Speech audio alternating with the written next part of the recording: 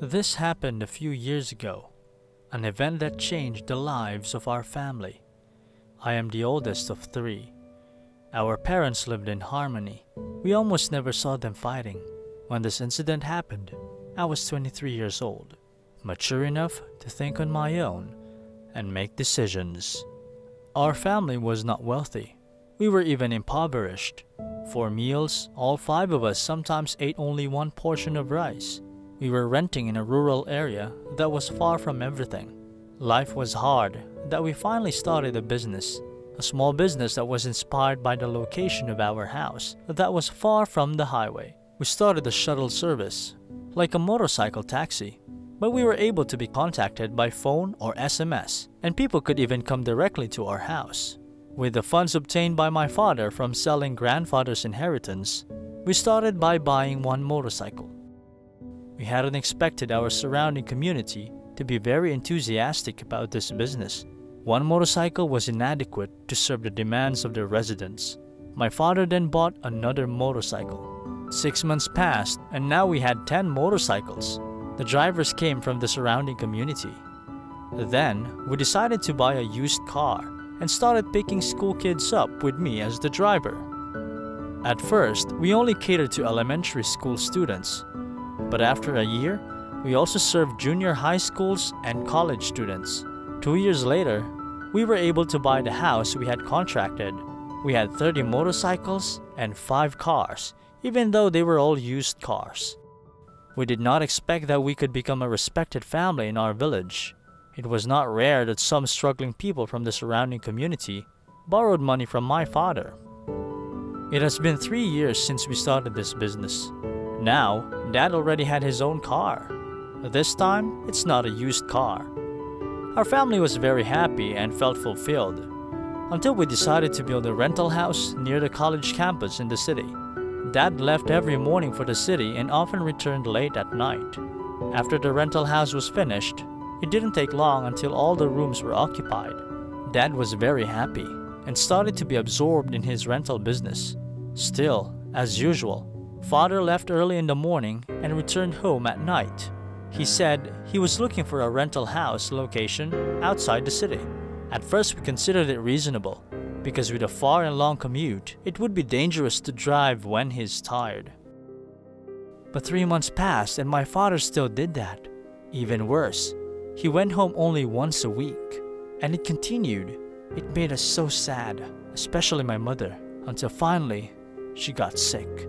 I became curious where my father went to and what he was doing. That afternoon, he said goodbye to my mother to go to work again. I immediately drove a car parked in the yard. Fortunately, at that time, no one had rented it, and I began to follow my father. The trip was very far, and without realizing it, I was outside the city. I saw my father park his car in a small yard that was modern and minimalistic. Shortly after he parked, a woman who looked around my age welcomed him, hugged him, then kissed his cheeks, and finally, his lips. My heart was broken when I saw that. I didn't realize I was crying, but I decided to keep this a secret. Months went by, and my mother's condition worsened. Now, she had to be taken to the hospital.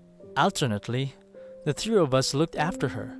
It's been a week since my mother was in the hospital, but my father hasn't come to visit her yet. I, who knew what my father was doing, was very angry, but I was able to calm myself down. The next day, I decided to go to my father and ask him to go home, no matter what happened. Arriving at my father's place, I saw the house was closed tightly, even though his car was parked there. The window was closed. The door was locked. I then decided to look for a back door. But when I passed the window, I saw my father alone with that woman. He kissed her cheek, then her lips.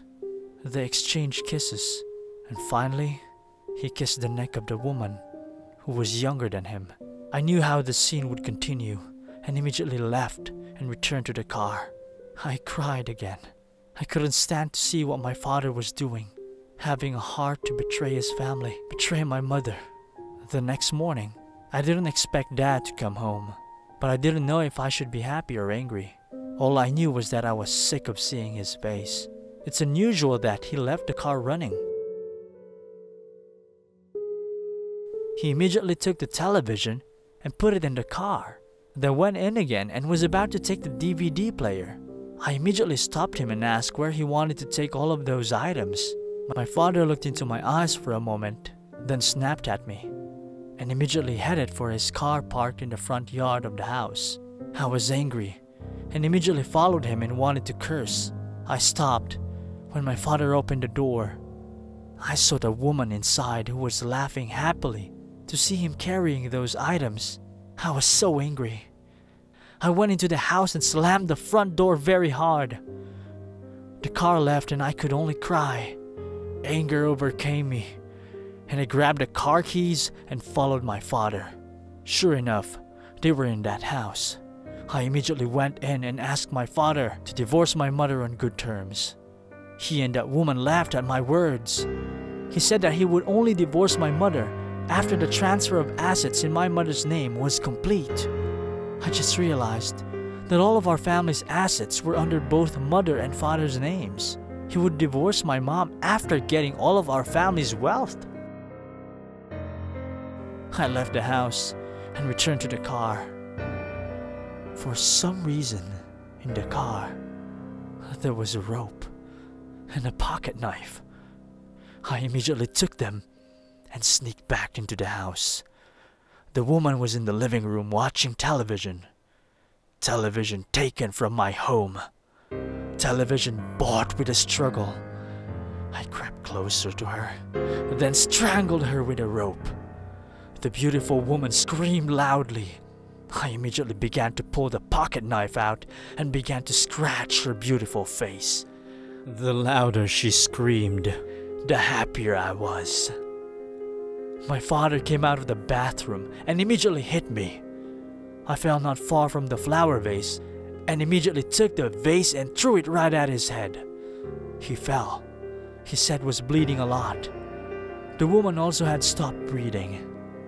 Her beautiful face, adored by those jerks, was now covered with red scars.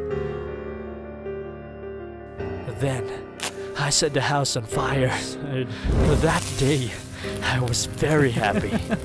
I stood in front of the damned house and laughed at the top of my lungs, carrying a plastic bottle filled with gasoline. Local residents came and took turns beating me while shouting, "Fire!"